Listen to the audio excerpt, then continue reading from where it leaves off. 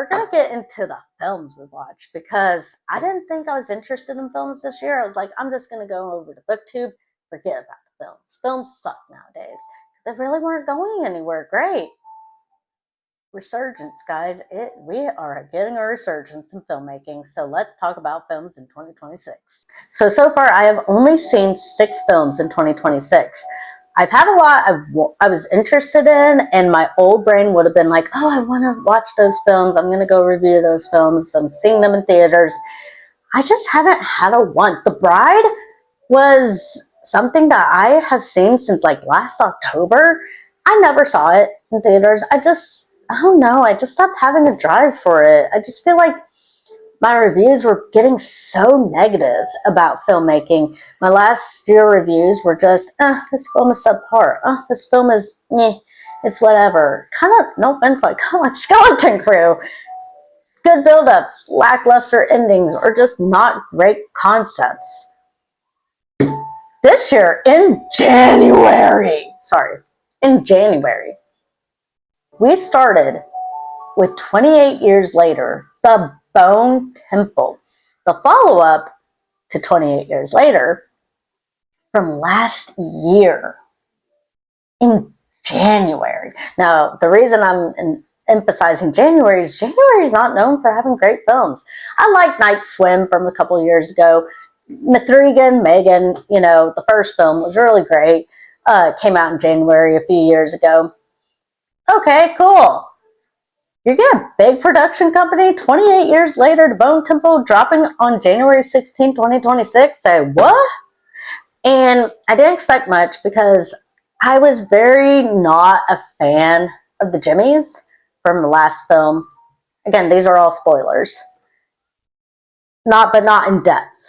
We will, if you guys want, I will do in-depth film reviews. I just don't know if I want to do in-depth book reviews, but film reviews I will. These are just an overview of all the things I've done this year as we catch up from these 6 months. But the 28 Years Bone Temple is a follow-up to to 28 Years Later, and I didn't get into the 28 lore until my husband, and he's like, you need to check out 28 Days Later because we were watching The Last of Us. So it's like this whole thing. I didn't care about The Last of Us, but he played video games. So he's like, oh, they're making a video game with The Last of Us, and if you like The Last of Us, you should watch 28 Years. And I was like, I don't want to watch 28 Years. But then I realized Cillian Murphy was in it, and I was like, bet, I'm there. And then I just got lost in it. But I wasn't a fan of the Jimmies. They're very Power Ranger. He was contrived by Teletubbies. I don't know. But the worst thing was that is about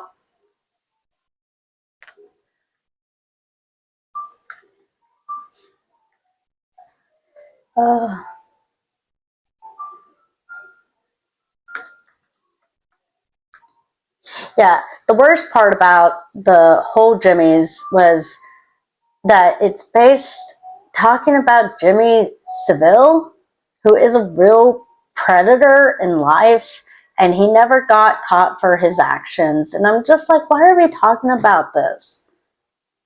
In 28, like the whole 28 lore, where we're talking about infected people and like this disease, this fungus that is growing everywhere. Like, what are we doing? It wasn't a fungus, it was a virus, the rage virus. How does that have to talk about Jimmy Savile? Like, I don't want to talk about Predator again. I don't want to read about negative, toxic relationships. I don't want to watch that. I don't want to watch Predators. Like, I just don't understand.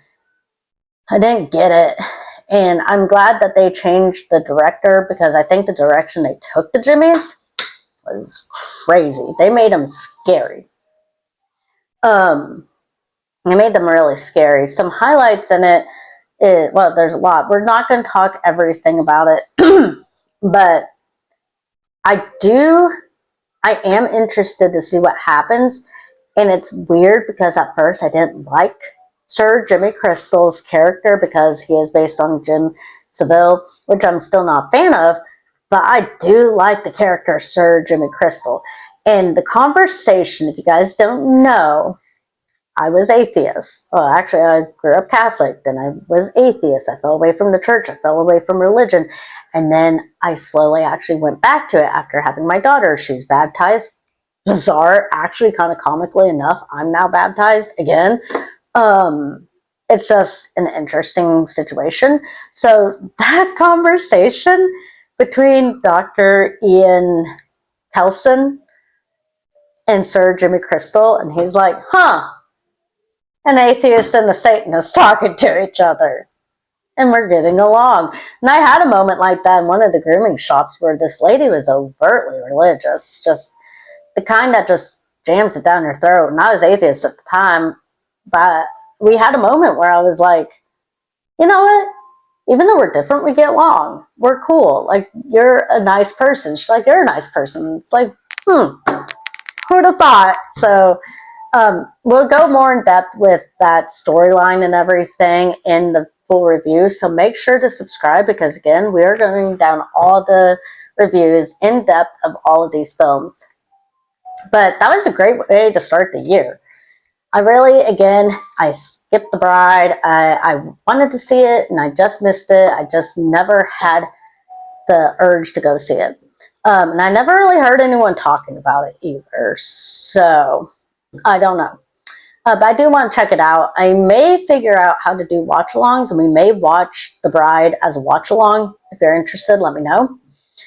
The next film I went and saw in theaters is because my sister and I love Margot Robbie, and we wanted to see what she was doing in this film. We never read the book. I was like, oh, we should start a book club and read Wuthering Heights. And I'm like, you have enough to read.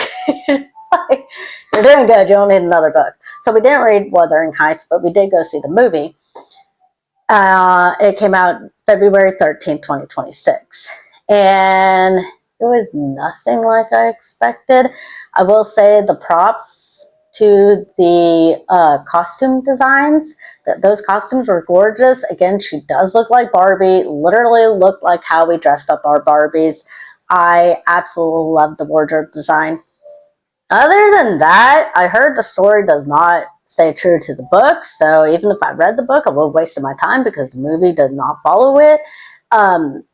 There were so many jumps into the future that made no sense. I was not a fan of the guy, Heathcliff, played by Jacob Elordi.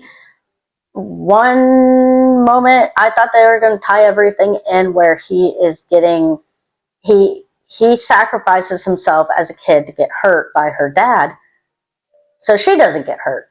I thought maybe something like that would happen in the future, and it doesn't. He just stalks her, and then she throws a temper tantrum. She's married to the most perfect guy. I even said to my husband, I'm like, it'd be like me being married to you, and then some guy who treats me like dirt leaves me, stops this affair we're having, and I decide to throw the biggest temper tantrum in your house and die.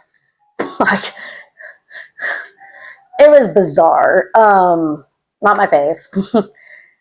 And then we saw Michael, the biographic film of Michael Jackson.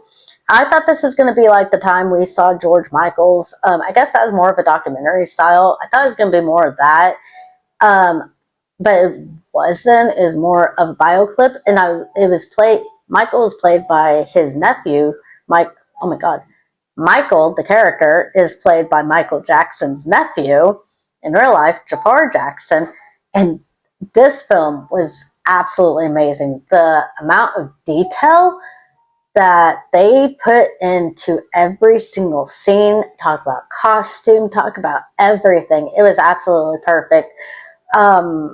I'm not really sure about the drama behind the scenes with the family. Some of his kids aren't a fan of it. But at the same time, it's like they weren't even around during the time that the biopic is taking place of, because it goes all the way up until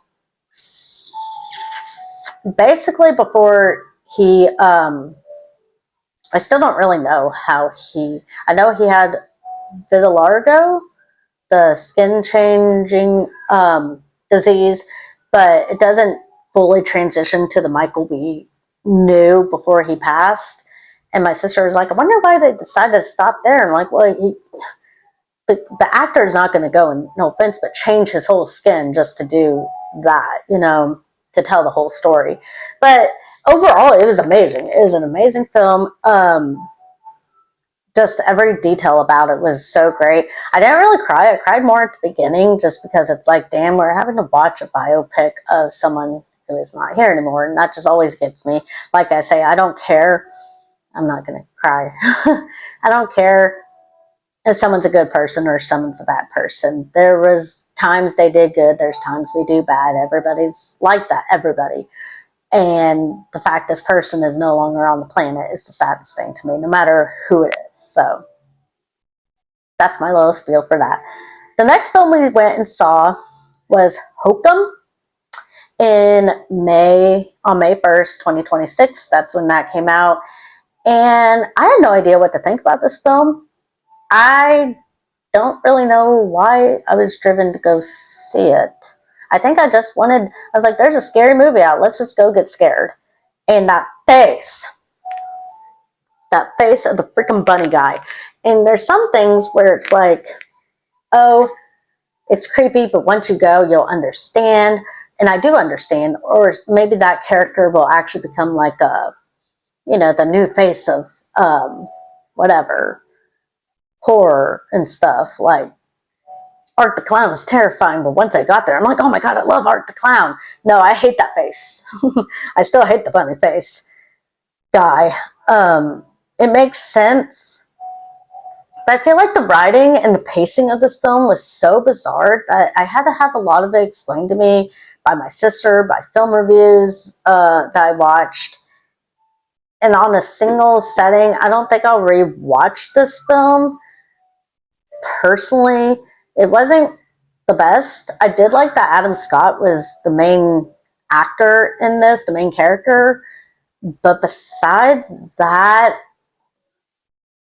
I don't know. I think because he has such dry humor, it just seemed there wasn't much detail about anything, about his past, about the witch, because there's a witch in the story, and I feel like he could have done without the witch. And it felt very much like Keeper from last year, where everyone's like, oh, this is the new breed of horror, is what Damien Leone said about Keeper. And I hated that film. I think that got the worst rating for me. I think it got an F for me last year. Hokum's not that bad. I could possibly watch it again, but it won't be my first. It won't be my first pick to rewatch. Then we're getting into why I am wanting to come back to YouTube and talk about film. Obsession came out May 15th, 2026.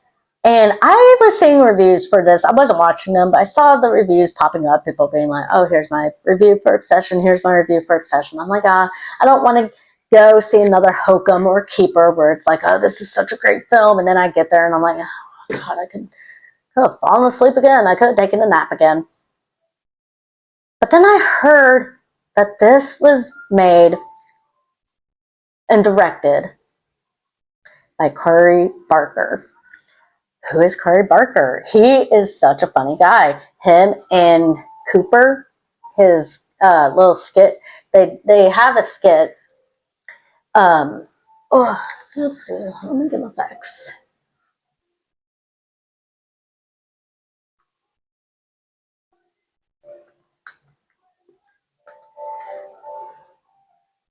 Oh, Corey Barker, yeah.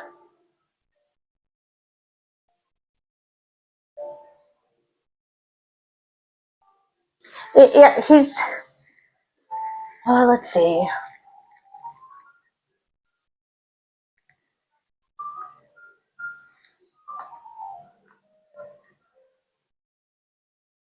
That's a bad idea. Is the YouTube channel that them two are on, and they've made some movies in the past, and I just see all their skits all the time, and so I'm like, oh, do I want to go down thing of go support a YouTuber, right?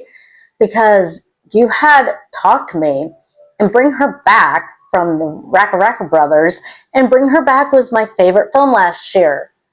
So Talk to Me didn't win my favorite film, but it was a good film. And I'm like, and then you have the whole Chris Stuckman with Shelby Oaks, and I was super excited for that film. I do realize if you guys, if any, I doubt anybody's like this, but if anyone's like, oh, I want to watch reviews from last year or whenever Shelby Oaks came out, and you don't find that review, I realized I was one of those people wearing rose-colored glasses. Oh, my favorite, not a YouTuber, my favorite film reviewer, my favorite YouTube film reviewer made a film.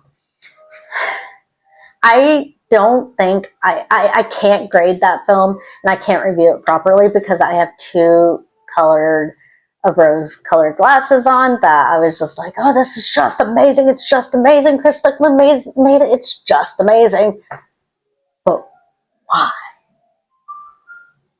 And I can't say anything bad about it. I can just look at you blankly. Why is it amazing, Amanda?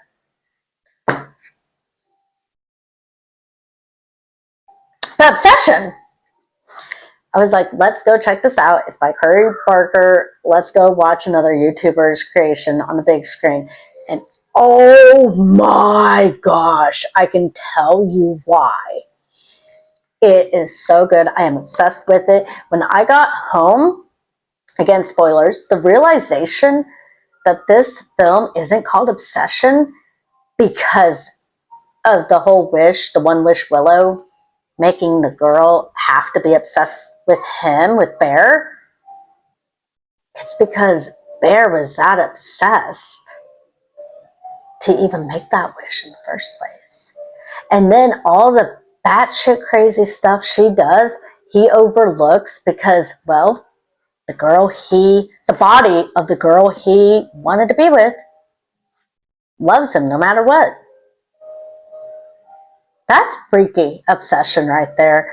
I was about to go to sleep the night we watched it, and I was about to go to sleep, and it just hit me. I'm like, he's that obsessed with her, with the idea of them. It's kind of sometimes how I feel about my dad, and it's like, because my dad's gone, he passed away in 2005, and sometimes I still find myself crying about it 20-something years later, 21 years later, yeah.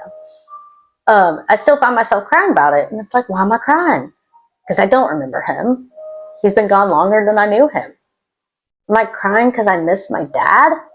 Or am I crying because I miss the idea of having a dad? Was he obsessed with Nikki? Or was he obsessed with the idea of having Nikki? Just goosebumps. This film is so good. And I like that Curry Barker did make a guest appearance as the cancellation guy when he makes the phone call. I will say one negative was having Cooper, his guy who usually does all the co-stuff with him in his skits, took me out of it a bit because I'm so used to them being funny and comedic that he kind of took me out of it.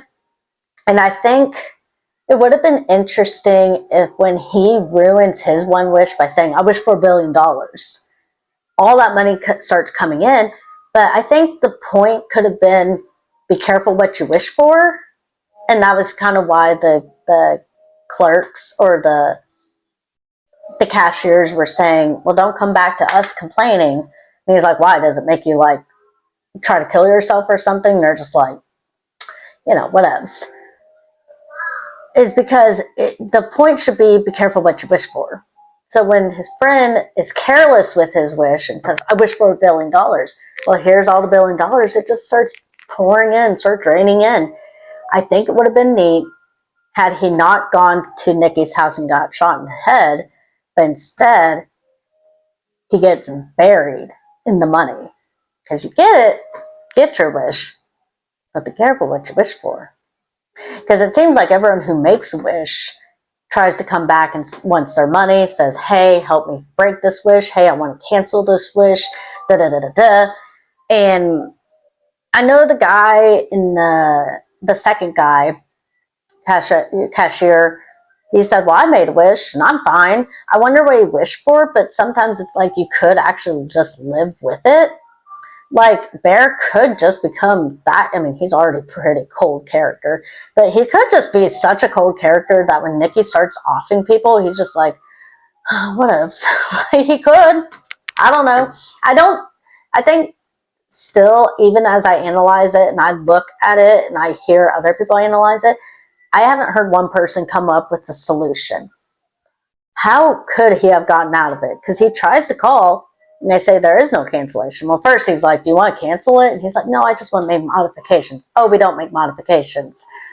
Okay, I want to cancel it. Oh, yeah, we can't cancel it. What was he supposed to do? I do think about it. Like, what was he supposed to do? He knows Nikki is trapped and Nikki can't be free unless he dies. What is he supposed to do? If he just goes full-fledged into it, which he was pretty much already going into it, but if he completely had committed, I don't know. I just don't know what was supposed to happen. And then when she made the wish for him to be equally obsessed with her, where did he go? Or their soul, for a split second before his body actually gave out and died, were both their souls just completely trapped? Was he trapped somewhere? Did he know where she went? Is it like going into the further or something? Or into the sunken place? I don't know. So many questions. We're going to get into it and deep dive into obsession. This is the reason that I am now back into film. Not just that, the next film, and then so many other films. I actually going into the theaters and seeing trailers for this year. I'm like, I have to come back and talk about these films. I have that spark again. Films are good again, guys. The next and final movie that I've read for this catch-up was Backrooms, which came out May 28th, 2026. And I was like, damn, I think Obsession is going to definitely overtake 28 Years Later to Bone Temple, because the other three just weren't that great. Michael was great, but yeah, Obsession, I'm obsessed with. You know, absolutely obsessed. Haven't stopped thinking about it yet. Backrooms. This is also made by a YouTuber. And I knew nothing about the Backrooms, where my husband was like, oh, anyone who lived in 2019, I must be that person who has been living under a rock. You hear that all the time. And it's like, well, no matter what you're doing in life, you must have heard something about this. I never heard of the Backrooms. I never saw the picture. I never saw the web series. I never heard anybody. And I could see if I was doing my solo grooming for 6 years since 2019 and doing the mobile where it's very isolated since 2019. No, I was working in the salon with a group of girls, group of ladies, and managers, and I had people around me. I had customers. No one ever talked to me about the Backrooms. I knew nothing about it.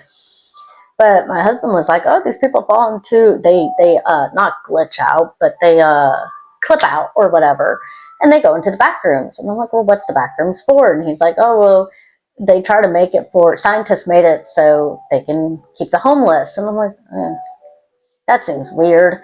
I guess, yeah. And my sister was like, I want to see that too. So I was like, okay, we'll get babysitters, have the kiddos be watched. Let's go see the Backrooms. Oh my gosh, it's so good. You know what it reminds me of? I did not know that this is by a YouTuber. His name is Kane. His name is Kane Parsons, known as Kane Pixels on YouTube. And my husband sent me his information. He's like, oh, you can check out the Backrooms before we go see it. It's Kane Pixels on YouTube. And I'm like, I don't know what a Kane Pixel is. Like, I thought that was just like computer talk. I'm like, I don't know what the fuck that is. No, it's a person. He made a whole mini-series, and he's not the guy who actually originally posted the picture onto like Creepypasta or something like that. And I wonder what that person's thinking right now with it making millions of dollars. And you're like, damn, I'm the one who put that picture out there, and I'm reaping no benefits from this right now. That would suck. But no, Kane Parsons came up. I guess a lot of people had come up with theories about the Backrooms on this individualized picture. But they had so many rules to it. There are rules and levels and rules to the levels and creatures and things and this boom bop boom bop boom bop bam. Kevin Parsons is like, I'm going to make a mini series, and he made a little mini series, and he added, oh geez, I have to get my facts.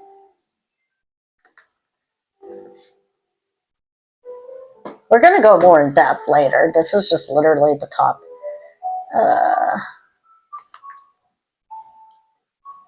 Async.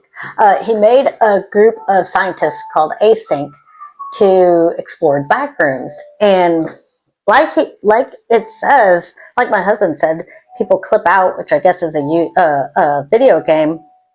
And I'm not a video game person. I got as far as the PS2, but my sister would do this sometimes when we play Donkey Kong.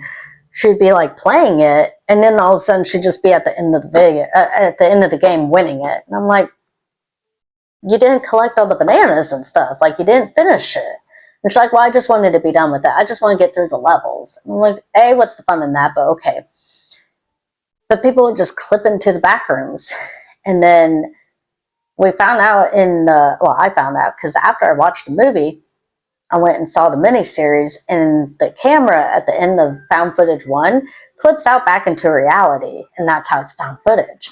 Now, the film takes it a little bit differently, and I will say I wasn't really liking how he found the door to the back rooms. He was able to go in and then come back out.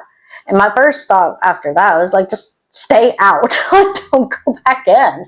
I don't get it. Like, why purposely go explore endless rooms? Like, I've never really had that one, but my sister the whole time, she's like, oh, wow, I would use that as like my whole separate like room, and that'd be great. And I'm like, oh, I don't have that in me. I don't want to just go run in fields or explore random rooms. I would like to get lost, so maybe I kind of do. I want to get lost so no one finds me, though. That's the thing. Well, I guess in the back rooms, I want to get found. I don't know. I have a weird thing, but the point is, again, we can't go into all the details because we're going to do that later. But it's so good, and it's really a tie right now between Obsession and Backrooms, because both have just really ignited that want for me to go see films, and I'm so excited to go see them. Yeah, I did see them, but I've done nothing but thought about it. Now, the reason Backrooms for me will win horror of the year, because for the first time, when I finished with Obsession, I went home and I was like, well, I told them, my husband and sister, before we left, I was like, I am scared. I am scared right now. I saw Obsession, I am scared. So I slept soundly. Because if you admit that you're scared, you won't have nightmares. Well, we came home from the back rooms, and again, I told them, I was like, I am scared. That movie freaking terrified me. That movie was so, I don't like found footage, I've learned. Because I'm so like, what is around the corner? I'm sure on my second watch, I won't feel as anxious. But I was so anxiety driven during it that my stomach hurt. And I even told him, I was like, I don't feel good. Like, my stomach actually hurts because it's like tightening up so much. Especially in the scene where he goes down into the hole. He sends his coworker down into the hole. And you see all the laundry piles, and he sees his old shirt there, and he's like, what the fuck is this? But the creepiest part was that when you're looking in the laundry, because you're looking, you're like, what is he seeing? Like, what's something I can see that he can't see? And you see a fucking face in the laundry, like, looking at him. My sister was like, do you see that face? And I'm like, I do, but I didn't know you saw it. And then my husband was like, do you see that face? And I'm like, oh my God, I guess it really is there. And I'm watching other reviewers, and people are like, yeah, there's that face there. And I'm like, oh my God, I don't know why, but the fact that everybody sees that fucking face, and the actors and the characters did nothing about it. I don't know if it is a cut-up face. I don't know if it is a dead face. I don't know if that person was watching him. The idea of not knowing, it scared the shit out of me. I still don't know. In fact, I really still don't know, and it still action scares shit out of me. But I actually had nightmares about this movie. And I've been, again, down in the lore of it. I'm going to do more research before we get to that actual deep dive of the backrooms. That you can tell how much I like these films, because it's like, 28 years later, we're going to talk about the film before it. We're going to talk about the lore of 28 years later, what's to come. So I have a lot to talk about there. Wuthering Heights, I think, not much to talk about. Michael, a lot to talk about, just about how much dedication went into it and how great the all the details. And then you have Hokum, which I don't really have too much to talk about, but we will talk about why it didn't work more so for me. Obsession, a lot to talk about, but I think the Backrooms will be my longest video because I actually, now that I've broken down, I've watched the miniseries, I actually want to break everything down. So guys, please comment, what books have you read? What books are you reading right now? What books would you recommend?